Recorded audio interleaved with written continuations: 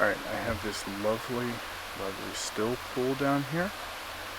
And then there's a perfect reflection of this singular tree that's turned red already.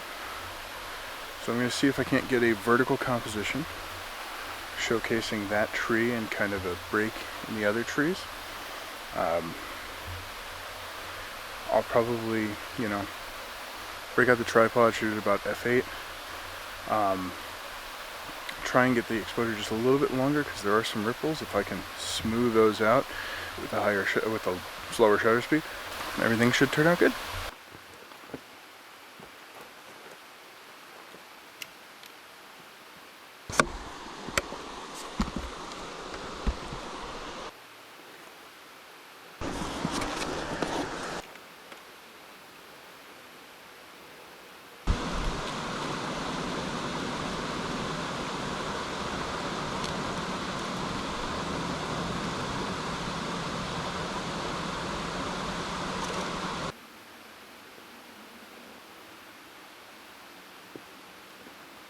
Alright, so I think that shot turned out well. Obviously, we're going to have to get back and take a look at the individual photos themselves, see which ones work, see which ones don't.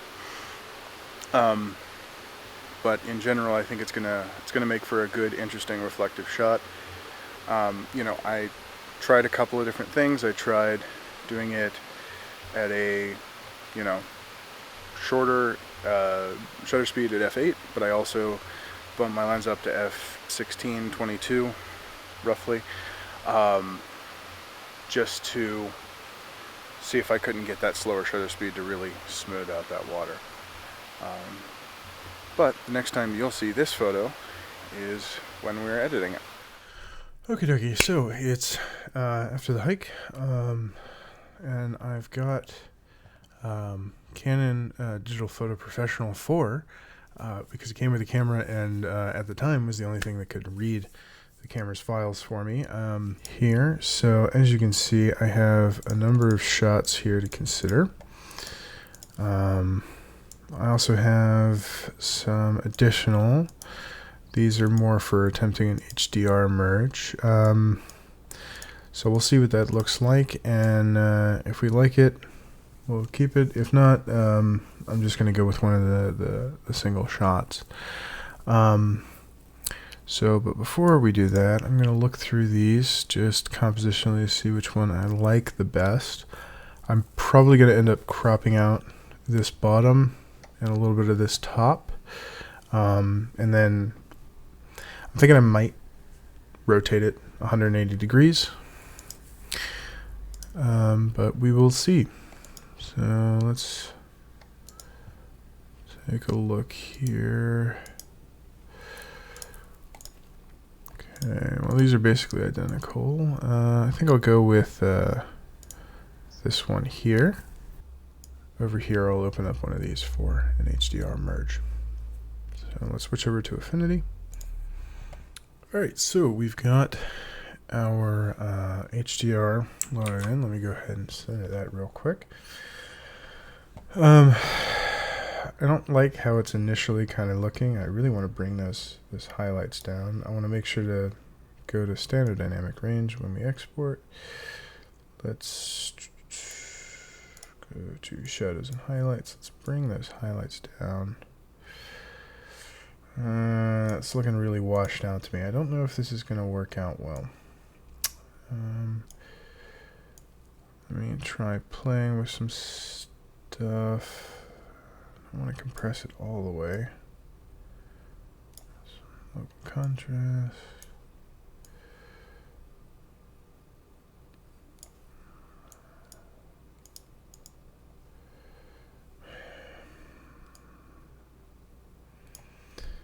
Yeah, I don't think I'm crazy about the HDR merge. I think the main problem here is that this foreground is way too distracting when I have access to the entire dynamic range. So I don't think this is going to work, but let's try some stuff.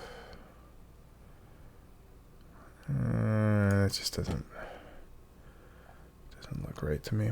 All right, good try, but I think I'm just going to go with this single exposure here. So let's close this out. All right, so it's a lot darker, should be obvious. Now, when I'm in the develop persona, I have some basic stuff that I just do. So it's a little bit of a contrast adjustment. I do want to move this up.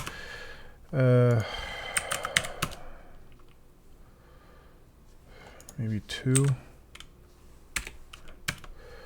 Yeah, all right. So we'll increase that. I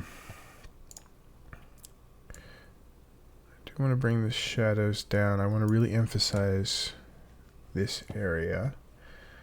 And then let's I think I want to bring those highlights down a little bit. Keep the blue here. Let's go do a curves adjustment. I'm just going to start with a simple S. But there we go. See, it really brings out this when you bring the rest of this down. Bring this up. I don't want to bring it too high because this is going to look bad. But I'm going to bring it about here. Let's go see. I think I'll warm it up just a smidge. So let's go ahead and develop that. All right. So I definitely want to do a square crop, but I want to see how this looks if I rotate it 180 degrees and maybe kind of zoom in. Okay, that is a composition that I like. It kind of throws you off a little bit, but I think it looks a lot better in this inverted position than it does in the original. So I do want to do a square crop on this. So let's get the tool to actually do what we want it to do. Drag that. I don't think I want the full width here, so I'm gonna crop in about there, and maybe extend it just a little bit wider. All right. I kind of want to offset the tree from the center, so I think I'll do that as my crop. Let's enlarge it and center it. Now, of course, we've got some bits that look like they're out of focus and not quite right, but that's because it's a pond. But I do think I'm going to throw a smidgen of sharpening on it, just to make it pop just a little bit more.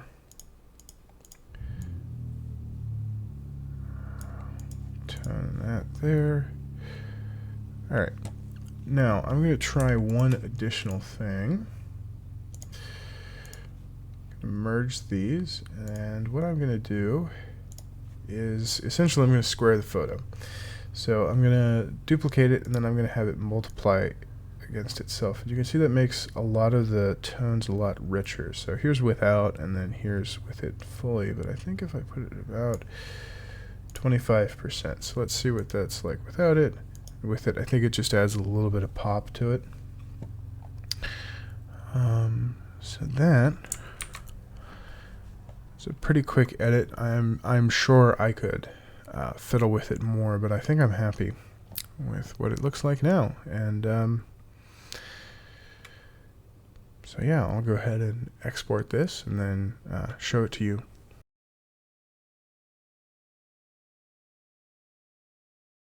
That's going to be it for this shoot and edit of Purgatory Falls. See you next time.